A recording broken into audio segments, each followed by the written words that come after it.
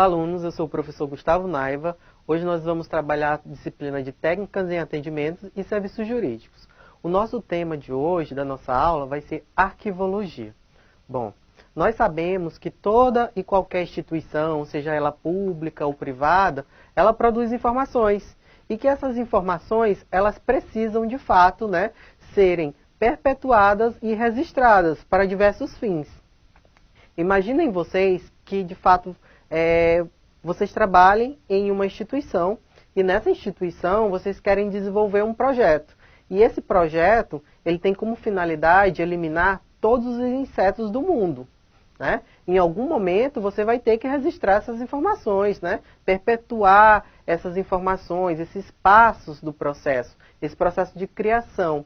Então, para você, de fato, dar andamento a esse processo, você terá que fazer esse registro, para poder repassar as informações para os seus colegas, receber colaborações, submeter o seu trabalho à análise de um superior, até mesmo para fins de consulta. Caso alguém queira se inspirar nesse seu projeto, nessa forma de agir que você teve na eliminação desses insetos, você de fato vai ter que perpetuar, registrar essas informações. Essas informações elas vão fazer parte do arquivo da empresa. Então é justamente para isso que existem os arquivos, documentos arquivísticos. É justamente para registrar essas informações e fazer com que elas possam ser acessadas por outras pessoas, para diversos fins. E esses documentos, eu criei esses documentos, eu registrei essas informações, eu perpetuei esse passo a passo na elaboração, na criação de um projeto de eliminação dos insetos. Bom, eu terminei, eu concluí, eu consegui de fato eliminar todos os insetos do planeta Terra, o que é bem improvável. E, então, eu consegui, eu realizei lá, eu concluí o meu plano. Então, basta apenas registrar essas informações e guardá-las, sem ser de uma forma organizadas. Não podemos, de fato, apenas criar esses arquivos lá dos arquivos do projeto em um armário, colocar em um armário ou somente armazená-los numa nuvem do HD, se caso esse projeto ele seja digital. Eu posso apenas fazer isso? Não, pessoal, porque não vale a pena você criar um projeto tão grande, você elaborar um projeto, você criar documentos e simplesmente guardá-los em uma sala, em um armário e não saber organizar. Quando eu precisar desses documentos, de fato, eu vou ter essa dificuldade, de acordo com a quantidade de arquivos que eu vou ter lá nessa sala, de documentos que eu vou ter nessa sala, eu vou ter uma dificuldade de encontrar. Então isso já vai dificultar o meu trabalho. Então eu vou organizar, eu preciso organizar aqueles documentos, eu preciso ter uma técnica justamente para me localizar naquele arquivo, saber onde é que está aqueles documentos que eu criei, do projeto que eu efetuei, que eu botei para frente. Então, os documentos eles precisam ser organizados e não podemos somente criá-los e arquivá-los. Por quê? Com o passar do tempo, a quantidade de informações e de documentos, ela será tão grande que você vai precisar, de fato, de um método de organização para achar, e também vai precisar guardar somente o necessário. Eu não posso guardar qualquer documento.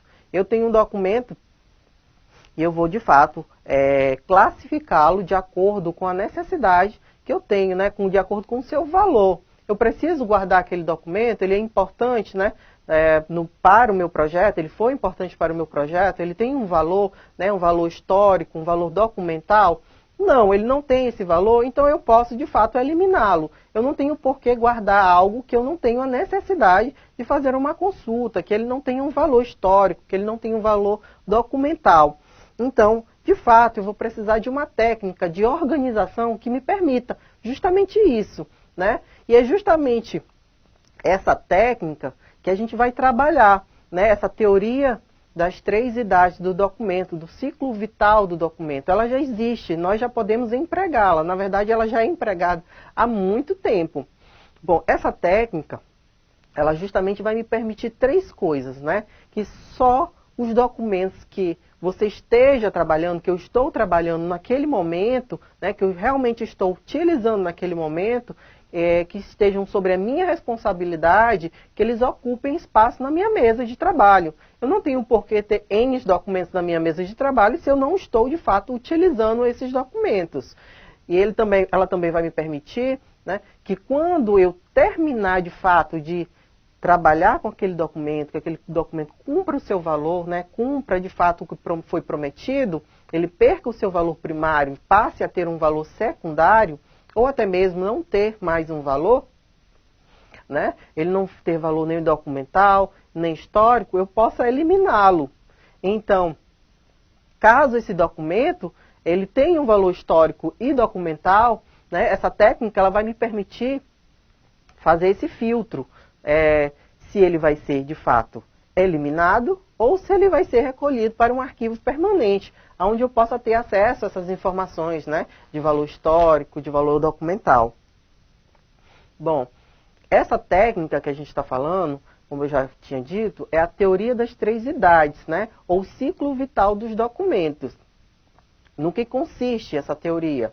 Bom, é uma teoria segundo a qual os arquivos são considerados arquivos correntes, intermediários e arquivos permanentes, de acordo com a frequência, né, de uso por suas entidades produtoras e a identificação dos seus valores, né, primários, os valores secundários.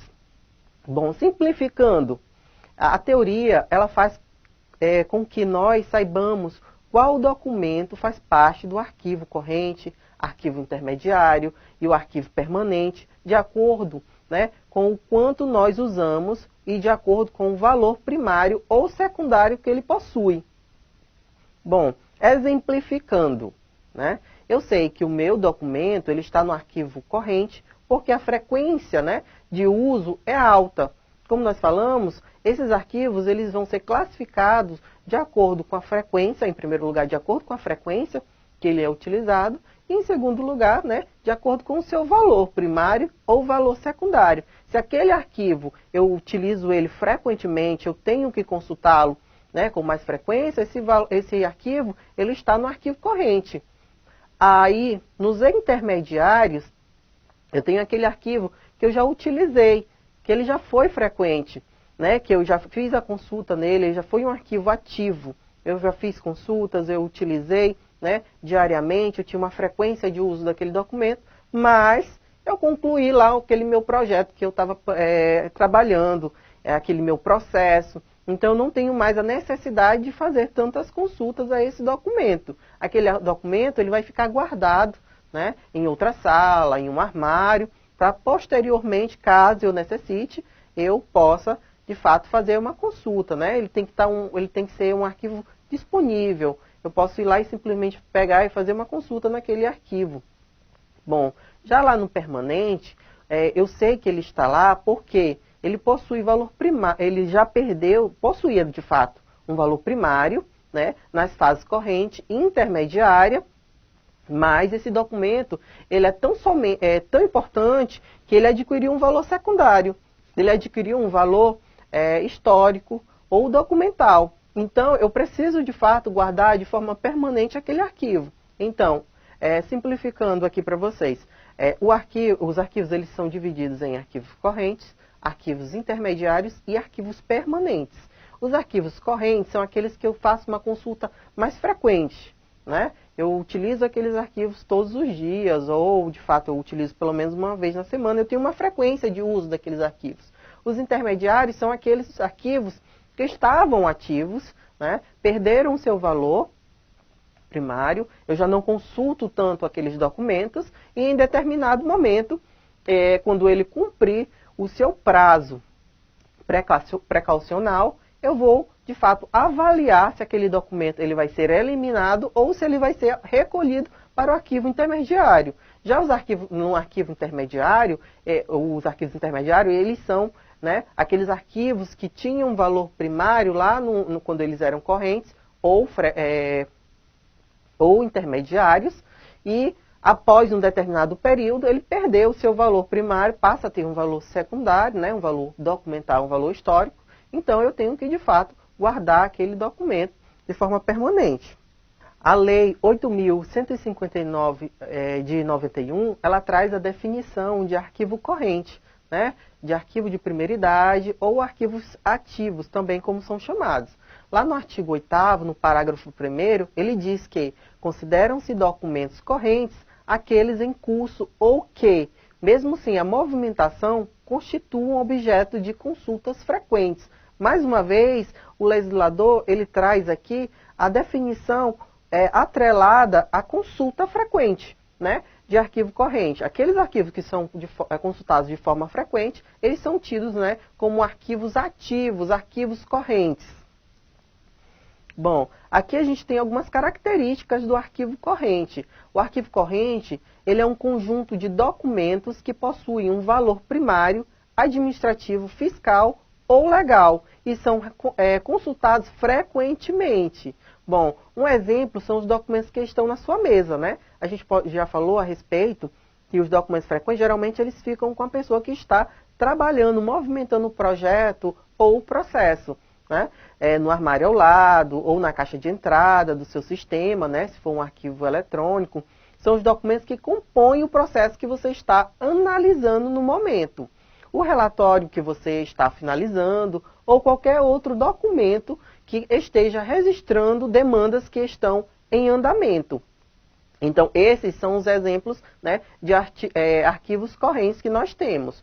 Os arquivos correntes, os documentos, na verdade, correntes, não precisam ser movimentados para serem, de fato, correntes.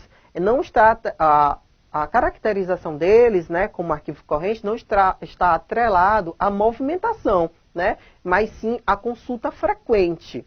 Bom, uma observação que a gente tem aqui justamente no nosso material. Consulta frequente é diferente de movimentação, movimentação alta. E o que caracteriza um arquivo corrente é a consulta frequente.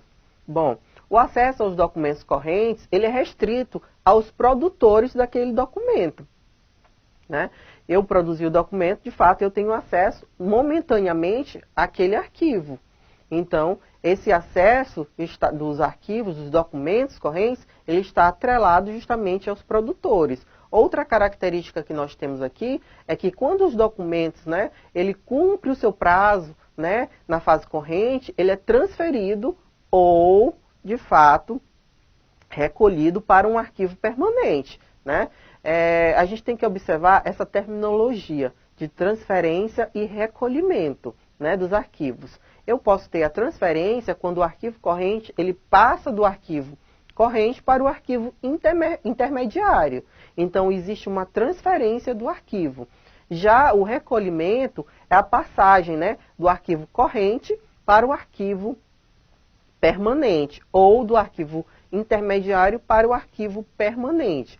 Então, existe essa diferenciação entre transferência e recolhimento. Não vão pensando que quando o arquivo passa do intermediário para o arquivo permanente, ele é transferido. Não, ele é recolhido, seja ele estando na fase corrente ou intermediária. Quando passa para o arquivo permanente, ele é recolhido. Bom, aqui nós vamos adentrar a respeito da terminologia, né, dos arquivos intermediários, que também consta lá na Lei 8.159 de 91, no seu artigo 8º, parágrafo 2º, que diz que os arquivos intermediários, né, consideram-se documentos intermediários aqueles que, não sendo de uso corrente, nos órgãos produtores, por razões de interesse administrativo, aguardam a sua eliminação ou recolhimento para a guarda permanente. Os arquivos, eles também não irão ficar, né, de forma definitiva lá nos arquivos intermediários. Como eu falei para vocês, existe um prazo precaucional e, de acordo com esse prazo, né, cumprir o prazo, o arquivo, ele vai ser analisado e vão verificar se, de fato, aquele arquivo ele vai ser eliminado ou ele vai passar, né, justamente para ser recolhido para o arquivo permanente, de acordo com o seu valor. Se ele tiver um valor primário ou secundário, geralmente os arquivos são de valor secundário, que vão ser recolhidos para o arquivo permanente. Aqui a gente tem outras características, né, dos arquivos intermediários. Os documentos que compõem o arquivo intermediário, eles são aqueles que não são consultados com tanta frequência, né? Eles tiveram seu valor primário reduzido, ou seja, eles foram em algum momento criados, cumpriram a sua finalidade, e a partir do momento que ele cumpre a finalidade dele, que eles já não estão sendo consultados com tanta frequência, eles passam a ter um valor secundário, ou de fato a ter valor nenhum. Esses arquivos, eles vão, como a gente já mencionou, passar um período lá no arquivo intermediário. Após esse período, né, que é o prazo precaucional, ele vai ser eliminado ou recolhido para o arquivo permanente. Bom, outra característica que nós temos aqui, outro ponto importante, é que esses documentos, né, eles podem ficar fora da instituição. Eu não sou, de fato, obrigado a guardar esses arquivos intermediários no mesmo prédio em que eu trabalho, né, no mesmo prédio da instituição. Eu posso alugar um local mais barato, acessível, né, que o valor do aluguel seja mais barato, e guardar aqueles arquivos em outro local, desde que eles estejam sempre acessíveis, né, para consulta. Os arquivos intermediários, eles foram criados justamente para desafogar, né, esses setores de trabalho e dividir a responsabilidade a respeito da documentação, da guarda dessa documentação. Já pensou se a gente só tivesse arquivo corrente e arquivo permanente? Né? Os setores iam ficar amultuados de informações.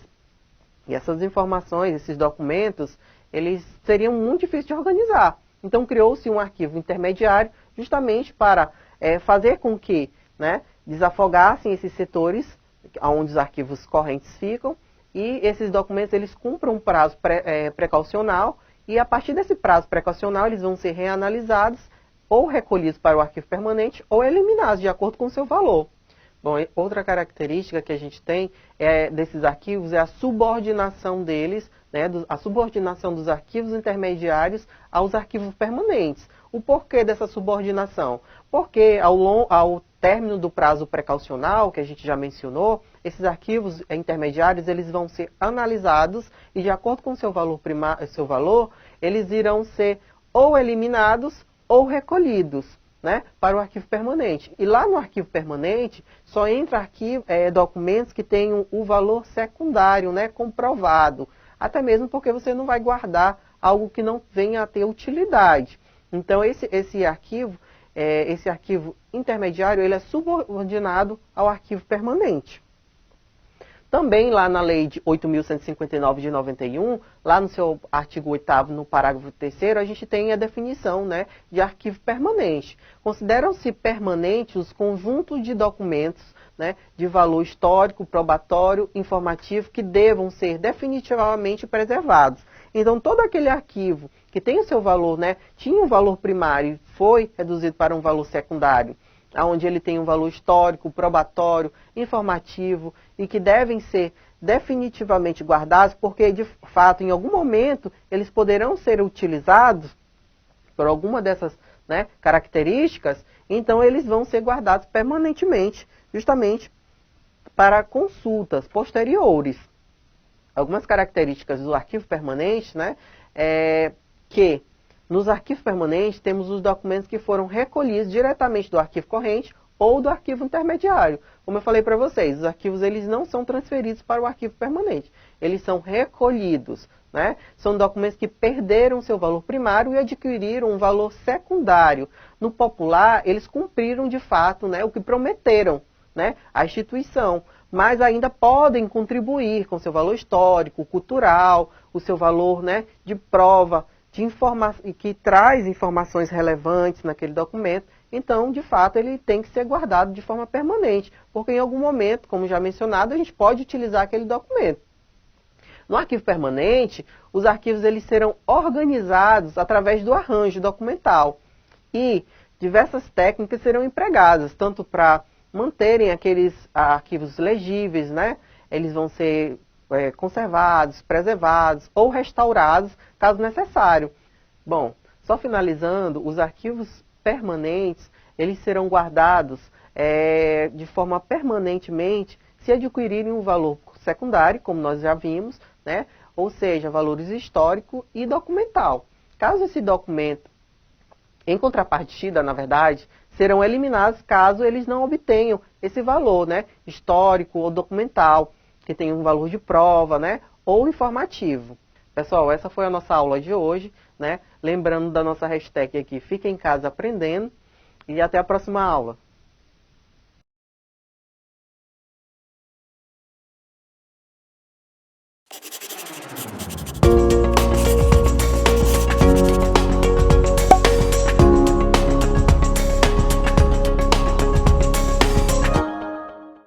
Olá pessoal, eu sou o professor Gustavo Naiva, eu sou professor de Técnicas em Atendimentos e Serviços Jurídicos e hoje vamos dar continuidade à nossa aula, de arquivologia. Nosso assunto hoje é protocolo. Pessoal, mas antes de falar de protocolo, a gente precisa revisar o nosso assunto da aula anterior. Nós falamos a respeito da teoria das 3 idades do documento, ou do ciclo vital dos documentos. Os documentos eles são classificados em documentos intermediários, documentos permanentes e documentos correntes. Os documentos intermediários são aqueles que de fato já cumpriram, aqueles documentos que cumpriram de fato o que prometeram, que são aqueles documentos que cumpriram a sua função, que já tramitaram, que de fato foram resolvidos. Então aqueles documentos intermediários, eles passam para um arquivo e nesse arquivo eles vão esperar o prazo precaucional. Após esse prazo precaucional, esses arquivos, esses documentos, de fato, eles vão ser reanalisados. Eles irão ser reanalisados e a pessoa vai ver se de fato vai eliminar aquele documento, se ele perdeu todo o seu valor, ou se ele ainda tem um valor secundário, se ele tem valor documental, histórico. Então, se aquele documento ele tem um valor documental, histórico, ele vai, de fato, ser recolhido para o arquivo permanente. Então, os arquivos intermediários, eles são subordinados ao arquivo permanente. Nem todo arquivo intermediário pode ser recolhido, de fato, para o arquivo permanente. A gente tem que ver se esse arquivo, ele, de fato, ele tem um valor secundário. De acordo com o seu valor secundário, ele vai ser recolhido para o arquivo permanente. Já os arquivos correntes, são aqueles arquivos que acabaram de ser criados, que estão tramitando, que estão sendo muito utilizados, que estão sendo resolvidos, São muito utilizados no momento, E por causa disso devem ser mantidos no próprio setor que os utiliza, ou dependências, devem estar de fácil acesso àqueles documentos. Nessa idade, é natural que esses documentos eles circulem entre os setores, as áreas envolvidas no assunto tratado, a fim de que sejam realizados os procedimentos necessários para que aqueles documentos que haja uma resolução daqueles documentos, daquele arquivo, daquele processo. Essa circulação entre os setores, ela é chamada de tramitação. E para entrar no assunto de protocolo, primeiro a gente tem que esclarecer algumas coisas a respeito da tramitação. Então, vamos lá. Bom, professor, existe alguma definição, de fato, para a tramitação?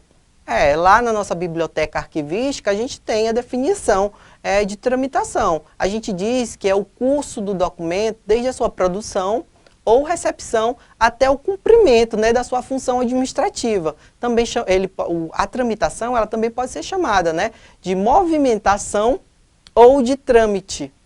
Então, a gente tem aí essas 3 nomenclaturas para a tramitação. Bom, podemos concluir que a tramitação, diante de posse dessas informações, a gente pode concluir que a tramitação é o caminho, o curso, a trajetória que o documento percorre, desde a sua produção ou entrada na instituição até ser, de fato, efetivamente resolvido. Então, cada documento ele terá uma tramitação definida a partir do assunto de que ele trata. Então, quando aquele documento ele chega na instituição, irão verificar, de fato, qual é o assunto, para que, de fato, a gente possa definir o percurso que aquele documento, que aquele processo, ele vai percorrer. Imagine, por exemplo, vamos exemplificar essa situação para vocês. Imagine, por exemplo, uma solicitação de aposentadoria lá em um órgão público. Aquela solicitação, ela irá tramitar a partir dos setores envolvidos, de acordo com o assunto. O recurso, ele vai para os recursos humanos, depois para o setor jurídico e após o setor financeiro. Então, ela vai tramitar nesses departamentos, nesses setores. É natural, principalmente nessas instituições governamentais, que haja uma grande quantidade, um grande volume de documentos correntes, em tramitação, de fato, porque os documentos correntes são aqueles que, de fato, estão sendo utilizados, que estão tramitando. onde cada um segue o seu caminho, rumo à resolução de seus assuntos. Então, a partir daí, a gente já começa a entender a necessidade do protocolo. Mas para a gente vai ver em específico, né, o porquê da existência do protocolo, do setor de protocolo, principalmente nas instituições governamentais. Bom, é possível concluir que determinados documentos, dentro da sua tramitação, passem, né, por outros órgãos diferentes. Então, quem de fato vai controlar essa tramitação desses documentos em outros órgãos diferentes? Por exemplo, um projeto de lei, né? Ele deve tramitar primeiro na Câmara, depois no Senado e termina lá na Presidência da República para de fato, né, para que de fato haja a sanção presidencial. Então, é de fato importante haver alguém que controle, um setor que controle essa tramitação, né? Que de fato faça a classificação de acordo com o assunto, né? Que atribua uma numeração ou um dado àquele documento, àquele processo, para que eu possa identificá-lo, para que eu possa rastreá-lo. Então, o setor de protocolo, ele é encarregado de tudo isso. É ele quem organiza, né, essas situações. Como aqui a gente pode ver no nosso material, é imprescindível que haja um mecanismo que permitam, né, controlar a tramitação dos processos de forma que seja possível acompanhar seus andamentos, evitando possíveis perdas de documentos durante a sua resolução. Então, o protocolo, ele fica também responsável por identificar essas perdas, né, desses documentos extraviados, ou esqueceram de anexar um documento a um processo. O documento, o formulário, o requerimento foi para determinado setor, e lá nesse setor esse documento desapareceu. Então, o protocolo, ele deve de fato saber, né, aonde está esse documento, aonde aconteceu o extravio do documento. Essa atividade de controle, né, é o que chamamos de protocolo e deve ser implementada na idade corrente, como falamos, né, na idade corrente dos documentos, do ciclo da vida dos documentos. Para definir, né, as atividades do protocolo, tudo que entra na instituição, ela deve passar pelo protocolo, pois ele é a forma de controle de entrada, saída e movimentação da documentação. Então, toda a documentação que é criada, que é entregue no setor, no órgão, né, na instituição, ela deve, de fato, iniciar, né, ser entregue lá no protocolo, porque é ele que vai fazer esse controle, tá bom? Então, temos agora as atividades do protocolo. A primeira coisa a ser feita pelo protocolo, de fato, é o recebimento ou a autuação, né, daquele documento. O recebimento é o ato de incorporar o documento à instituição, né? Então, você de fato está recebendo um documento, lá vai ser enviado por um órgão Y para o nosso órgão, né, o órgão X, e aquele documento ele vai ser recebido lá no protocolo, tá bom?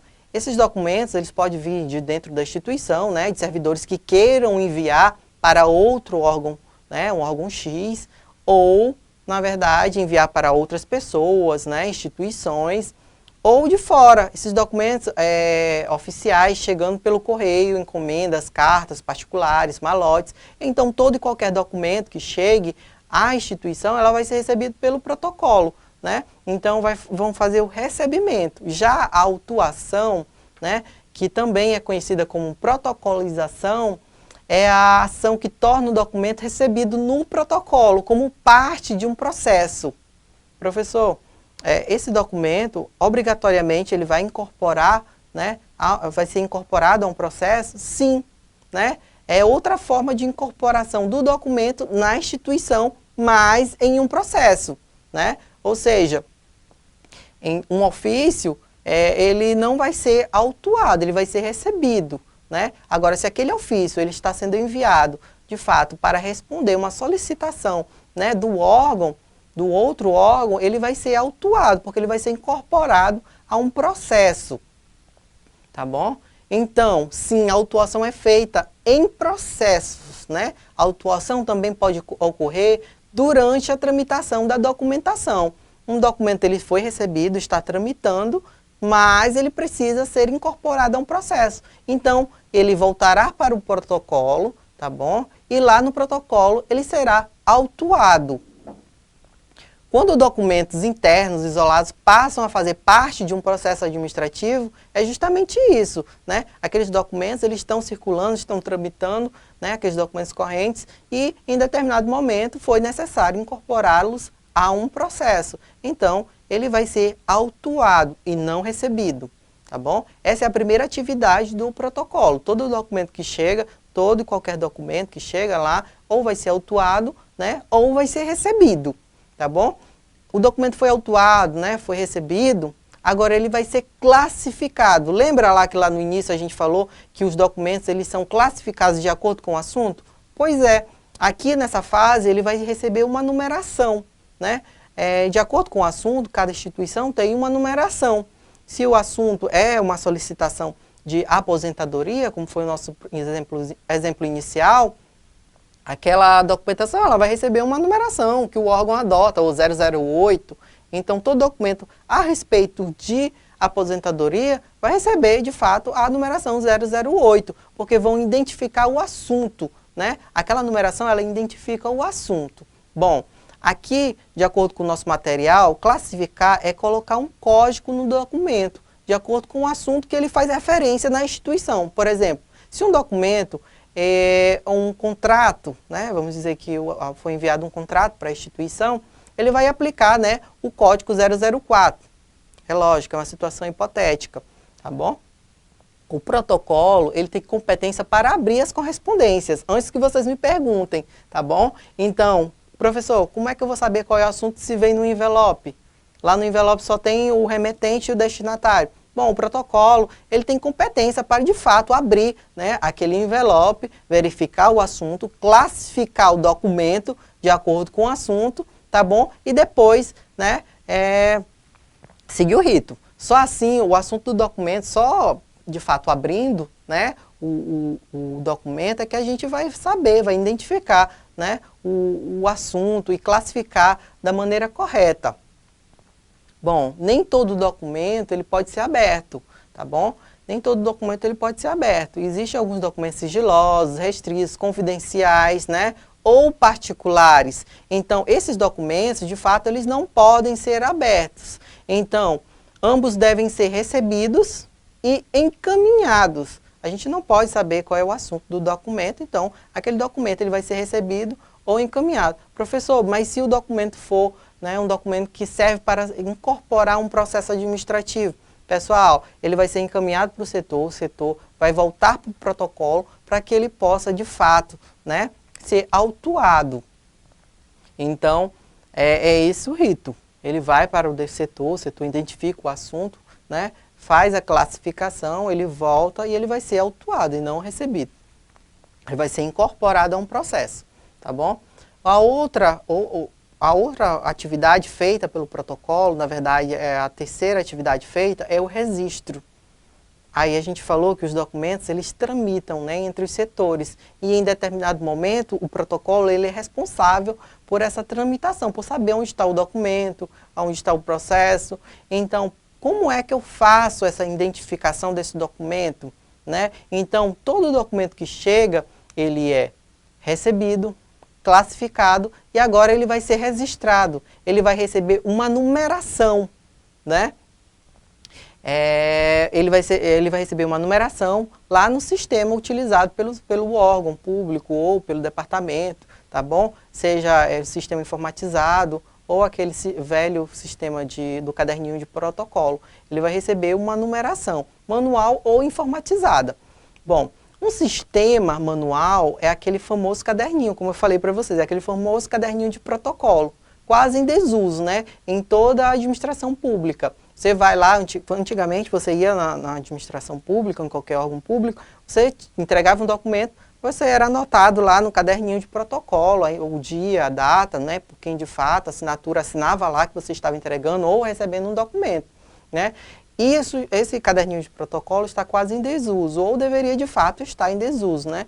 Porque os sistemas informatizados, eles são muito mais ágeis, né? Você consegue identificar o documento, saber quem entregou, né? Mesmo não sendo do setor de protocolo. Bom, o sistema informatizado é um sistema digital feito para registrar tudo o que chega e o que sai da instituição, né? Então, o sistema informatizado, quando eu envio um documento para um setor, né, eu já tenho lá registrado automaticamente o dia, a hora, quem de fato está registrando, quem está enviando, tá bom? Então, todas essas informações elas já ficam registradas no sistema. E quando eu entrego o documento lá no setor, a pessoa que recebe, ele é responsável, né, por dar o recebido lá no sistema.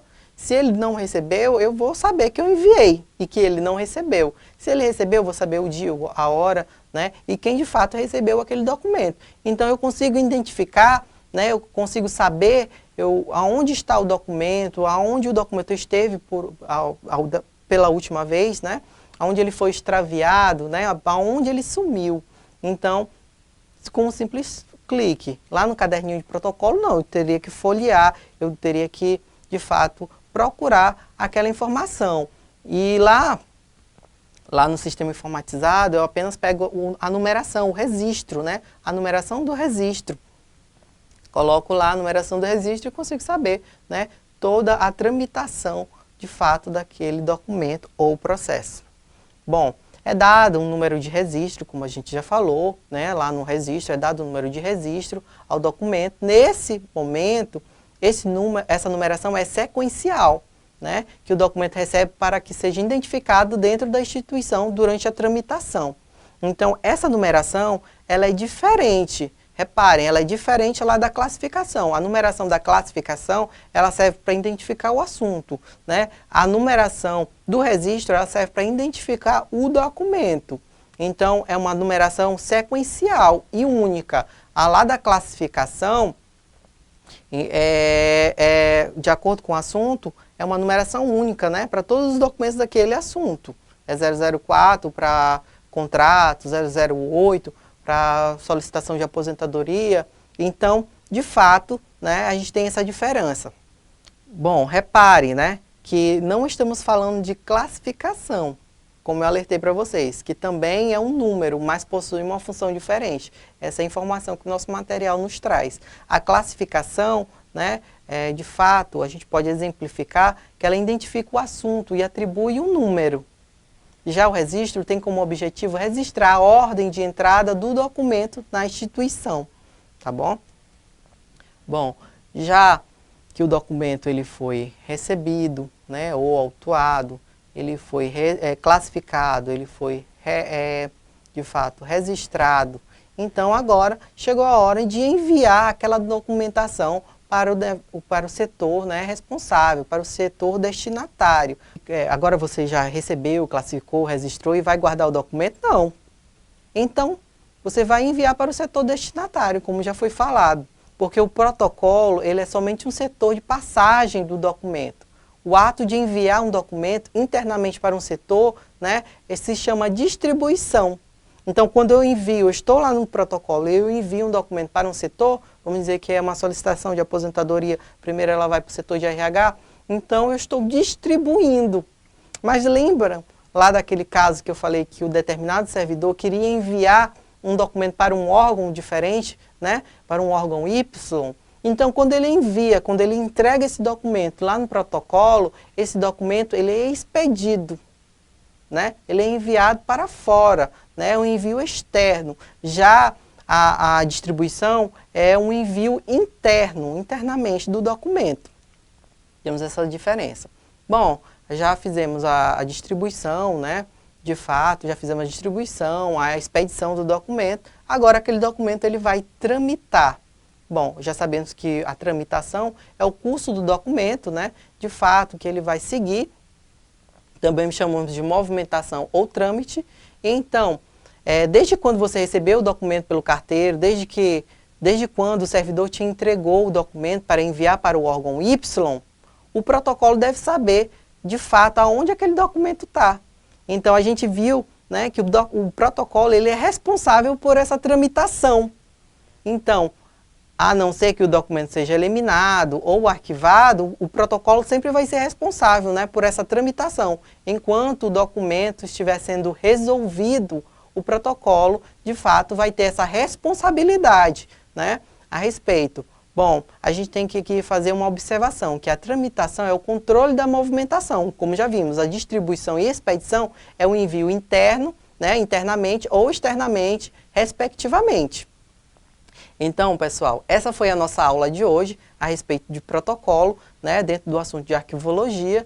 Utilizem a nossa hashtag Fiquem em Casa Aprendendo e até a próxima aula.